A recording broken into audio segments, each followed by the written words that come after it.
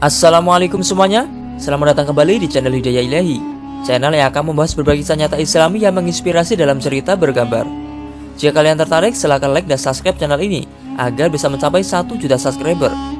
Berikan komentarmu juga di bawah ya, jangan lupa share video ini sebanyak-banyaknya. Kisah akhlak mulia Rasulullah SAW dan reaksi beliau saat dihina dan direndahkan oleh pengemis wanita buta beragama Yahudi. Kisah nyata ini dinukil dari sejarah Nabawiyah Ibnu Hisham. Lalu seperti apa kisah mengharukan ini? Tonton video ini sampai selesai. Dikisahkan, dahulu di sudut pasar Madinah ada seorang pengemis perempuan buta yang beragama Yahudi. Di setiap harinya selalu berkata kepada setiap orang yang mendekatinya, "Wahai saudaraku, jangan dekati Muhammad. Dia itu orang gila, dia itu pembohong, dia itu tukang sihir. Apabila kalian mendekatinya, maka kalian akan dipengaruhinya." Namun setiap pagi Nabi Muhammad SAW mendatanginya dengan membawakan makanan. Dan tanpa berucap sepatah kata pun, Rasulullah SAW menyuapkan makanan yang dibawanya kepada pengemis itu. Sedangkan pengemis itu tidak mengetahui bahwa yang menyuapnya itu adalah Rasulullah SAW. Rasulullah SAW melakukan hal ini setiap hari sampai beliau wafat. Setelah wafatnya Rasulullah SAW, tidak ada lagi orang yang membawakan makanan setiap pagi kepada pengemis Yahudi buta itu. Namun kebiasaan wanita Yahudi itu terus saja berlanjut menghina Rasulullah SAW. Beberapa hari setelah Rasulullah wafat, Sayyidina Abu Bakar Siddiq menjadi khalifah pertama.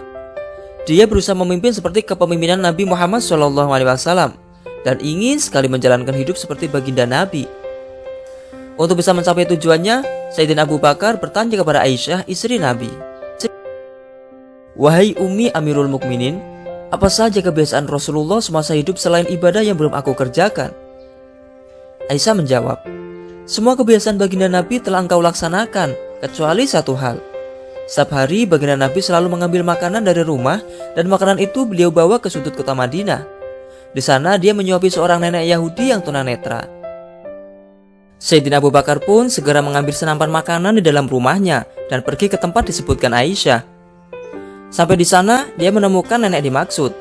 Namun Sayyidina Abu Bakar tidak habis pikir. Mulut perempuan tua itu mengoceh dengan kata-kata menghina dan mencaci Rasulullah SAW. Awalnya Sayyidina Abu Bakar enggan menyuapi nenek Yahudi itu.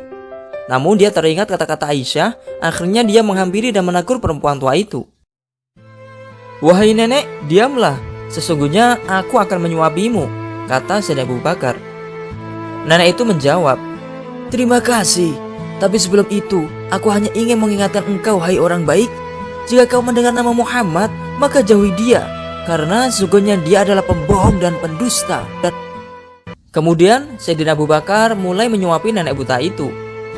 Setelah 2 suapan, nenek tersebut menepis tangan Abu Bakar sambil berkata, "Bukan, sesungguhnya bukan kamu orang biasa setiap hari menyuapi aku. Orang itu sangat lembut dan sopan.